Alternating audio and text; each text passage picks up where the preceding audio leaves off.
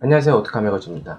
렉스턴의 실제 가격이 예상보다 낮게 나오고 더 블랙 트림이 심리적 부담선인 5천만원을 넘지 않은 가격대에 나오고 나서 준대형 SUV에 대한 가성비를 논하고 있다면 투싼과 산타페 사이급으로 위치한 QM6 역시 포지션을 높이지 않고서 가성비라는 것을 지향하고 있다는 것을 알리기 위한 마이너 업그레이드를 가져왔습니다. 가격이 소폭 상승하였고요. 트림별 상승폭이 약 30에서 50만원 정도 가져간 것이 합당한 건지 한번 보시죠. 우선 QM6는 2016년 산타페와 소렌토가 지배하고 있는 중형 SUV 시장에 투싼과 산타페 사이급으로 내놓은 SUV였죠. QM5 단종 이후 기대감을 많이 가졌었던 것도 사실이지만 첫 출시 때 리클라이닝이 안 된다는 점, 그리고 문제 S링크의 응답성이나 UI 문제 등 잡음이 좀 있었죠. 잘못했음. 딱 이 네 마디다. 게다가 ADS 시스템의 경쟁사보다 밀린다는 점 등 초기 출시 전 많은 열기와 기대감에 부응하지 못한 모습이었습니다. 하지만 사이 틈새 시장으로 LPE와 가솔린 트림의 정숙성을 앞세워서 예상보다 많은 판매량을 가져갔습니다. 잠시의 기쁨이었을까요? 2021년형 투싼 풀체인지가 출시되면서 크기에 대한 논란을 가져왔고 빠르게 변화하는 자동차 환경에 대한 변화를 맞이하면서 미래지향적 디자인과 실내외의 편의 기능을 가져오면서 르노 삼성의 QM6는 다시 한번 위기라는 말을 듣습니다. 투싼이 출시되면서 정말 큰 타격이 있을 것이라는 전망과는 달리 10월 판매량은 3,323대를 기록하면서 전월 대비 35.6%나 급증하였는데요. 물론 10월 달에 좀 프로모션이 좋았어요.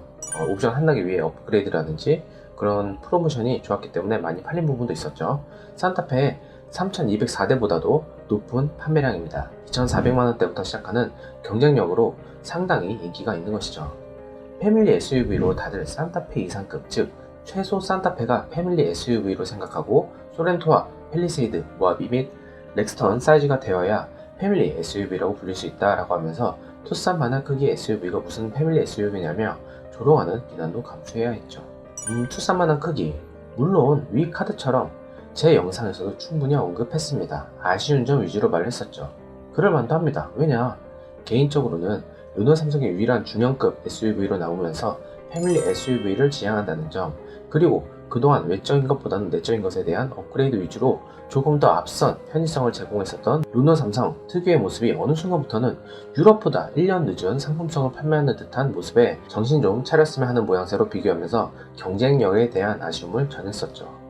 가족이 타는 차량에 대한 것, 무엇이 가장 중요할까요? 항상 제조사마다 지향점이 다르지만 공통된 것은 하나입니다. 안전이라는 이 두 글자에 가장 초점이 맞춰지죠. 그래서 현기를 제외한 르쌍쉐라는 차량을 선택한 사람들은 안전이라는 글자에 초점이 더 맞춰진 것이 큽니다. QM6 역시 전자장비가 개입하는 반자율 중심의 안전 레벨에 다소 늦긴 했지만 적용을 하였고, 전자장비란 분명히 오류가 존재하는 부분이기에 본질적인 안전, 강판에 대한 것이 생각보다 알려지지 않아 아쉬운 부분이죠. SM6의 포스코 1.2GPa의 강판 비율을 동급 최고 18.2% 적용하면서 세이프트 존을 완성하였고요. 내외관에 모든 포스코 강판을 적용하였으며 유럽의 신차 안정성 평가인 2017년 유로 NCAP에서 최고 등급인 별 5개를 받았죠. 이처럼 안전성에 대한 것은 르노 삼성이 현기보다 약한 부분이 아니라는 것인데, 이런 것처럼 이 부분이 부각이 되지 않아 좀 안타깝죠. 솔직히 SM6가 페이스리프트의 정석이라고 할 만큼 심장을 바꾸고 각종 편의성을 높이면서 턴 시그널과 매트릭스 LED 헤드램프 등 수입차에서도 중대형 세단에만 장착할 것을 장착하면서 인상폭을 최소로 가져가는 모습에 QM6 페이스리프트에 대한 기대감을 엄청나게 크게 가졌던 것 또한 사실입니다. 그러나 간단하게 말해서 드레스업이 전부라고 말을 하고 싶네요. 하지만 드레스업이라도 어느 기업과는 다르게 그렇게 올려받지 않는다는 점, 또한 전 트림의 편의사양을 기본으로 넣었다는 점이 좀 다른 부분이죠. 게다가 LPE 모델을 사고픈데 프리미에르 트림을 고르지 못했다는 점과는 달리 이번엔 디젤이 사라지고 가솔린과 LPG 트림에서의 프리미에르를 선택할 수 있습니다. 이런 점들이 좀 장점이라고 할 수 있는 부분이죠.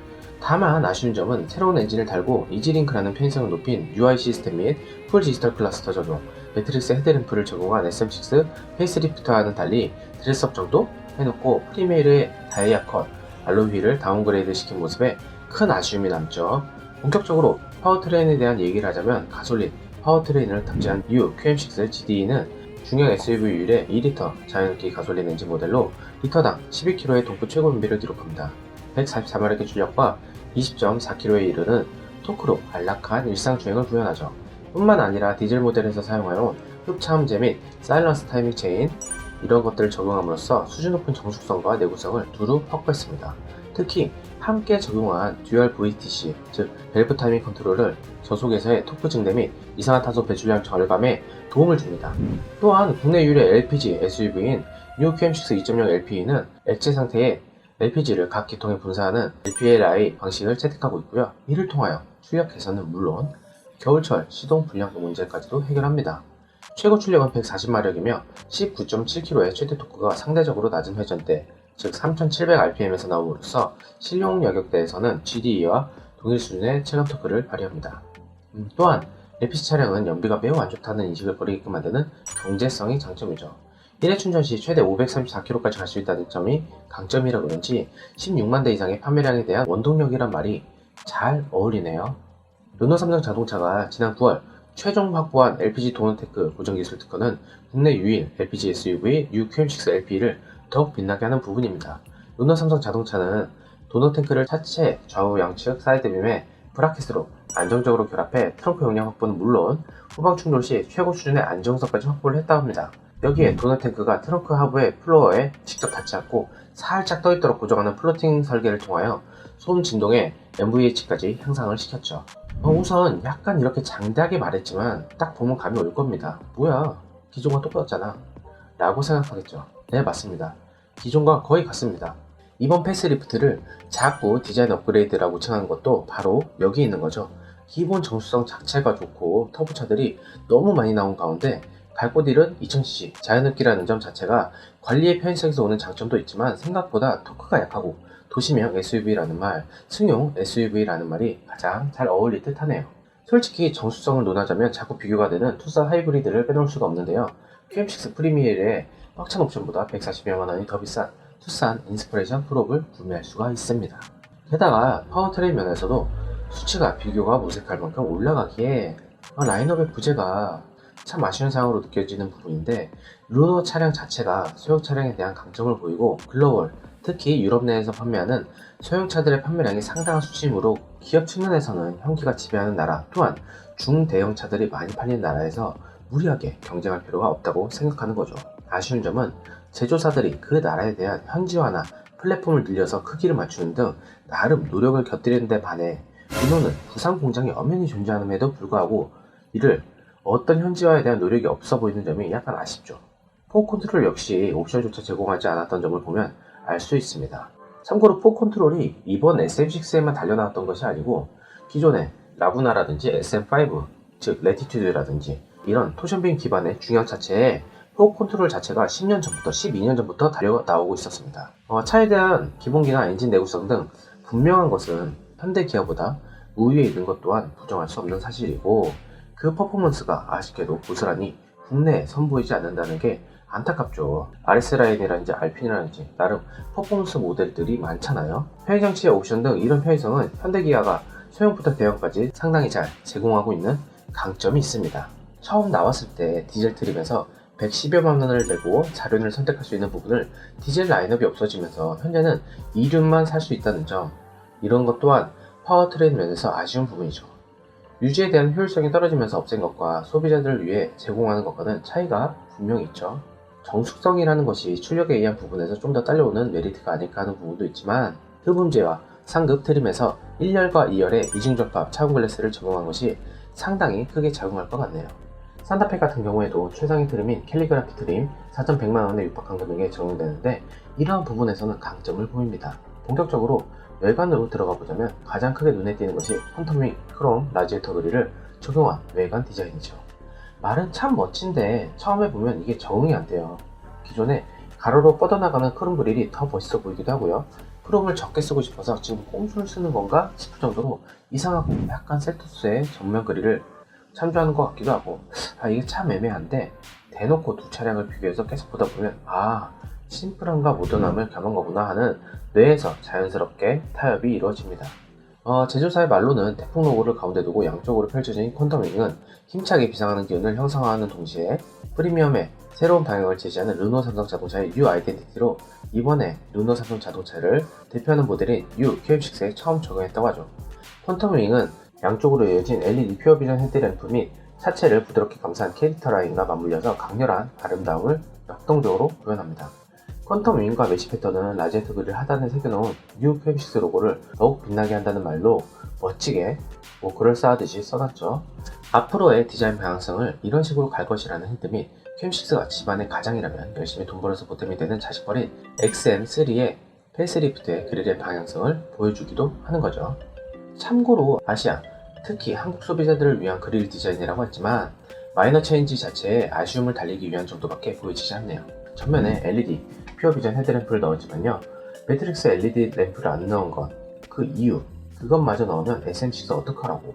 지금 SM6에도 없는 멀티링크를 가지고 있고 만약 이번 페리안 강력한 심장을 똑같이 넣어버리면 SM6는 정말 서럽겠죠. 프론트와 리어 부분에 턴시건을 다 넣은 SM6와는 달리 리어 부분에만 턴시건을 적용한 이유도 이와 같은 맥락이겠죠. 대신 전 트림에 걸쳐 기본으로 적용한 LED 퓨어 비전 헤드램프를 적용하고요, 리어 램프 역시 전부 다 완성된 잘 다듬어진 모습으로 다가왔습니다. 그 외에는 큰 변화를 찾기 힘들죠.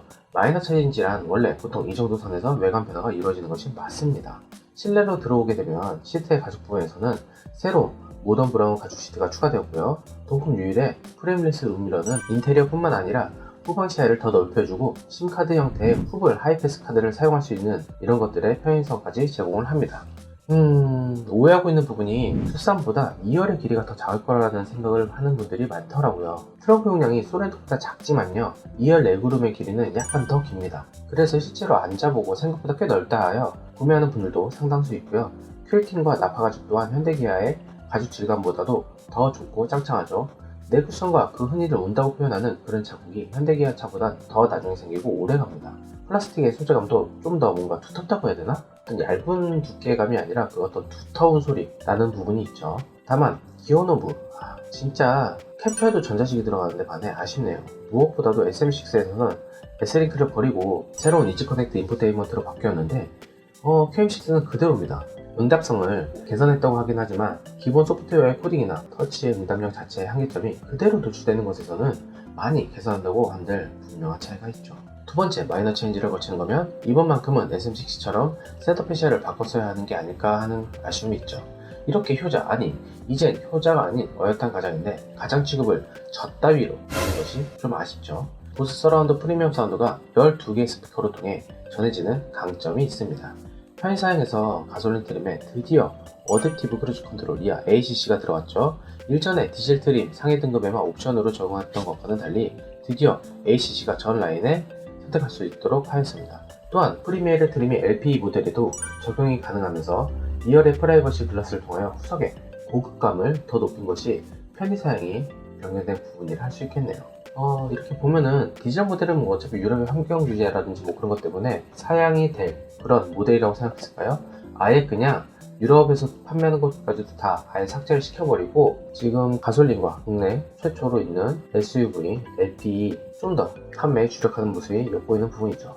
차후 르노 삼성은 XM5 출시를 예고하는 듯한 움직임을 보이면서 CUV와 SUV 판매에 주력을 할 예정이라고 하는데 각 사이급의 포지션을 내놔서 중축 고객에 대한 수요를 하려는 것 같습니다. 다음 영상에서는 가격과 옵션 및 가성비에 대한 얘기를 좀 할게요. QM6의 지금 포지션이 약간 애매한 위치에 있어서 요점적인 부분으로 투싼과 산타페를 기준으로 비교를 하겠습니다.